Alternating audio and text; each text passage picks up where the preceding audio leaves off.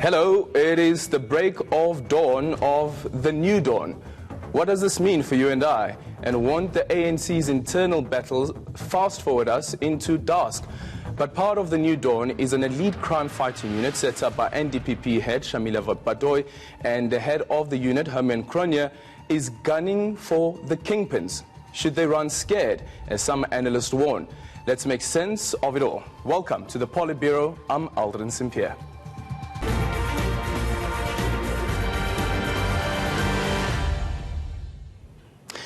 Head of the NPA, Advocate Shamila Badoy, held her first press briefing last week since assuming office in February.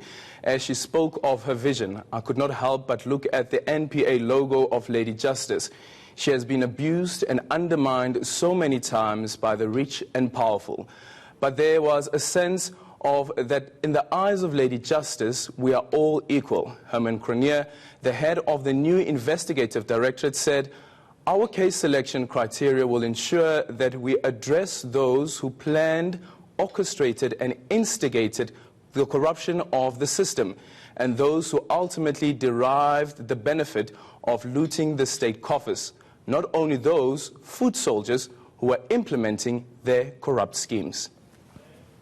The volume of information at the Commission has been mind-boggling. And so we've been working with them on a capacity to analyze and interrogate the data that they have. We've also agreed to work more closely on witnesses that are testifying to make sure that if there are witnesses that we intend to use in criminal cases, that we share that information and plan and strategize accordingly. So we are working very closely. To unpack this, I'm joined in studio by Advocate Dion Poole, a former prosecutor and magistrate. Attorney Mpumelelo Zikalala joins us from our Deon studios. Good morning and welcome to the show. Thank you for having me. Advocate Poole, let's start with you. Just make us understand what exactly it is that this unit will be dealing with. The unit that has been set up under Advocate Cronje is, the question was, to what extent do they differ or compare with the Hawks? Now, or even to the Scorpions, for that matter. Or even to the Scorpions, for that matter. As we know that the Hawks, Scorpions resort under the Police Services Amendment Act. It was brought into being in 2008.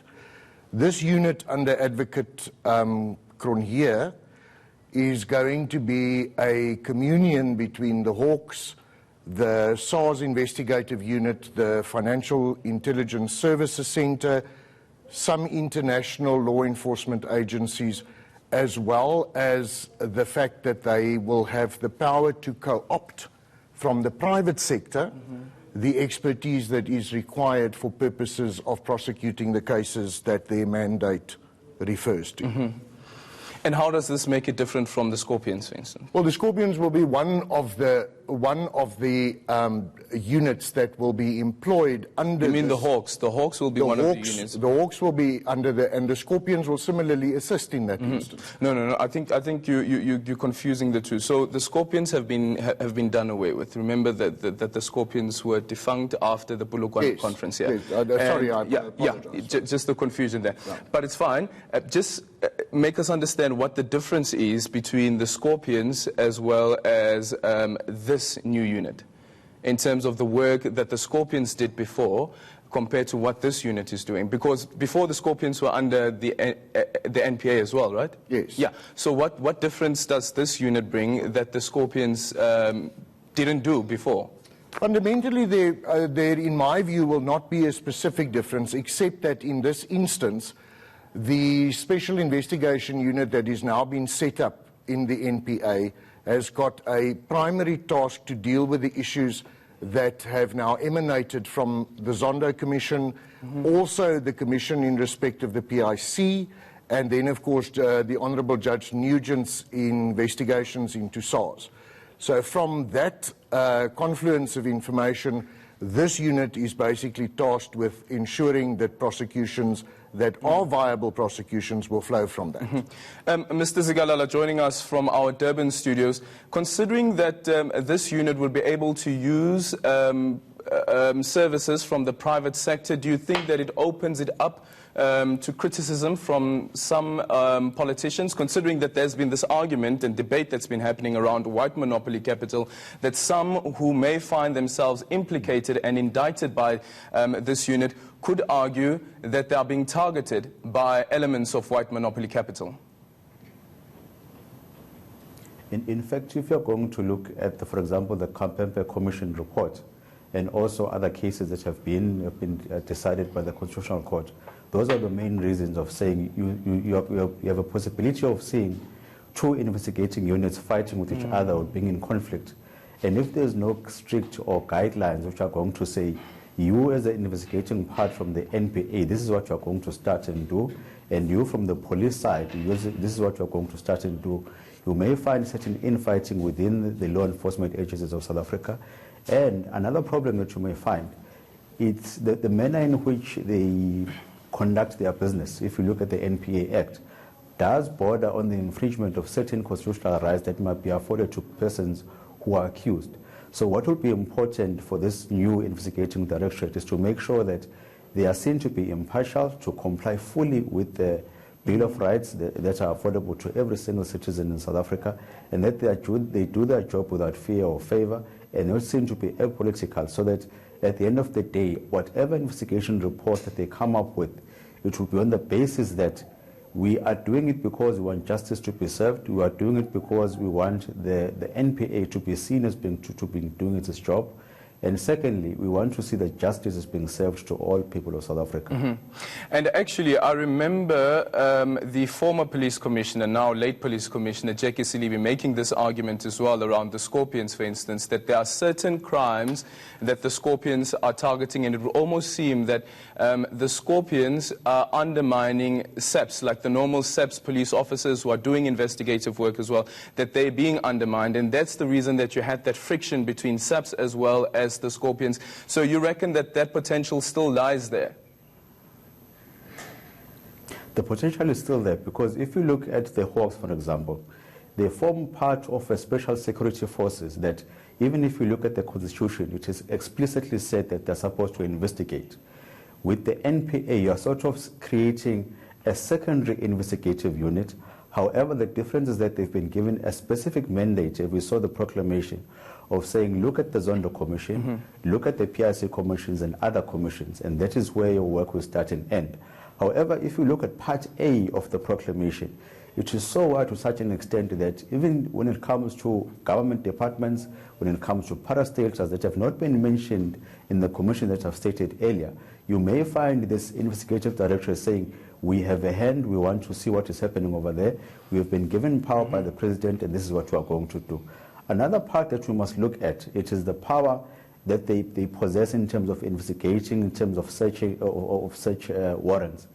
It is a bit wide, because it then says, I as investigating director either can work on information that has been given to me by members of the public or any other interested party, or even I suspect there's something untoward is happening. I also have the power of going and doing search and seizures, calling people in and summoning them to come in and give information pertaining to my investigation. So there lies a great potential of conflict. And if we don't learn from history in terms of the Hawks and the former Scorpions, and if we don't make sure that in the implementation of this new investigative directorate, we are well aware of the recommendations of the Sampear Commission, we are well aware of the matters that have been to the Constitutional Court, we may find ourselves back at step one when it comes to the problems that existed before. Advocate Poole, Mr. Zikalala mentions the issue around the search and seizures and saying that it would seem that the powers that the investigative directorate had are too wide. Do you think that there's a potential of some issues there? Aldrin, I think the most important thing to keep in mind is this is a completely new thing, to put it simply. In this unit will have to find its feet.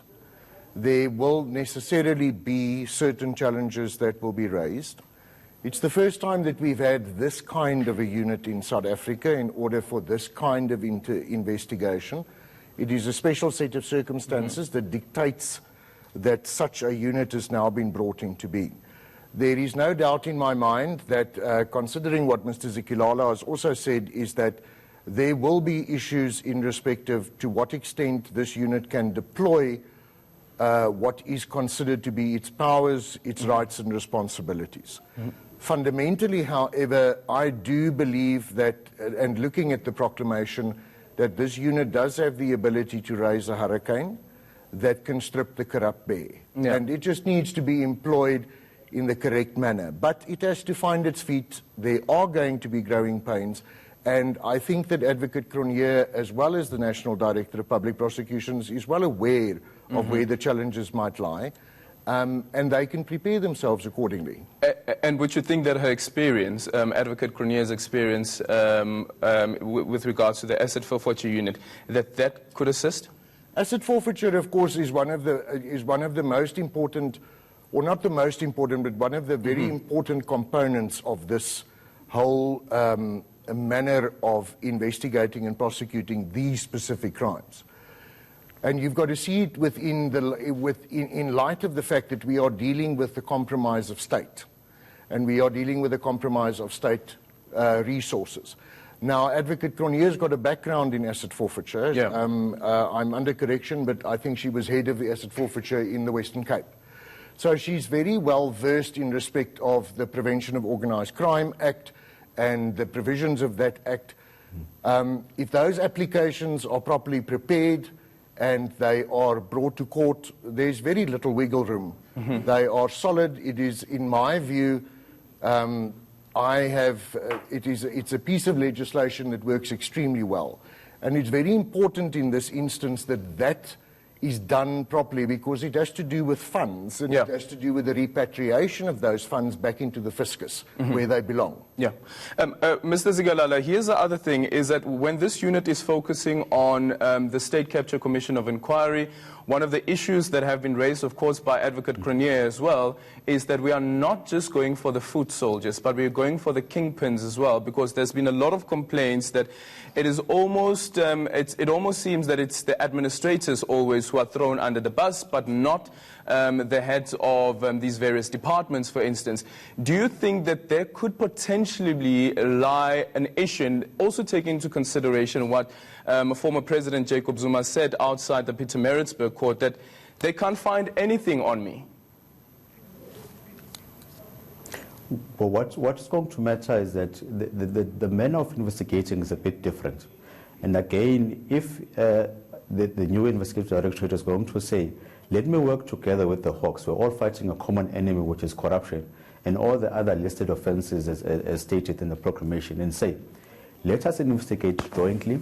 We want to find anybody that have the criminal element or that had the intentional mind of saying, let us defraud, let us loot money from government, and say to them, we want to bring them to book. If they work in a collaborative state, then they'll be able to achieve what the proclamation is trying to achieve. But if they're going to work in silos, where you would find the Hawks on one side and the investigative directorate on the other side, then that is where you'll find a potential conflict between the two. However, if you take the stance of the two heads and what we've seen already in the media, it seems as if they're working towards a common goal. And it seems as if with the introduction of the new investigative directorate, they are saying, we want to fast track and bring back the confidence within the NPA. So while we are doing that, let us focus on these glaring commission allegations that keep on coming up, so that at the end of the day, we're able to say, these are the achievements we've achieved, let's say, within a year of the commissions coming into life. After certain people have made their submissions to the commissions, look at the number of arrests that we have done, look at the number of people who are bringing to court in terms of raising those allegations against them. But what would be more important is that if they can solidify the relationship between the two, the Hawks in this case, and also the investigative directorate, then they'll be able to achieve what they're looking for.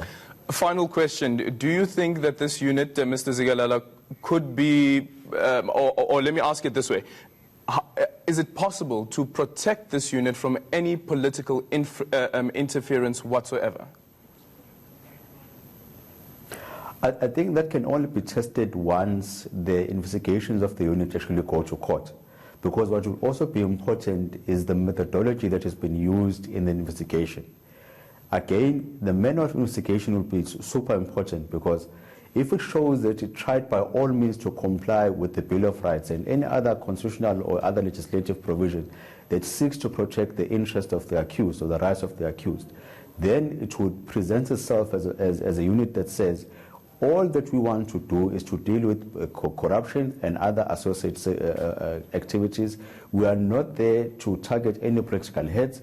We are not there to target any individuals, but all that we want to do is to make sure that justice is being done. So the manner in which they're going to do the investigation and the quick responses that they're going to get in terms of making sure that the matters go to court is going to be the sort of the test, or the litmus test of saying, are they doing it because it is in the interest of justice, or are they doing it because of ulterior motives? Advocate Poole, and that's been the test, and now we hear the arguments from former President Jacob Zuma as well, that there are political intentions. I wonder whether it's possible indeed to cut out that possibility of political interference. Political interference is a very difficult thing to avoid completely, but we need to understand that the Office of the National Director of Public Prosecutions is akin to that of the Public Protector. I see, in the event that such a challenge is raised, in respect of what Mr. Zikalala has referred to, the manner of investigation, the manner of how certain things ought to be done, were done. We are looking at a similar challenge as was raised with Advocate Thuli Madonsela.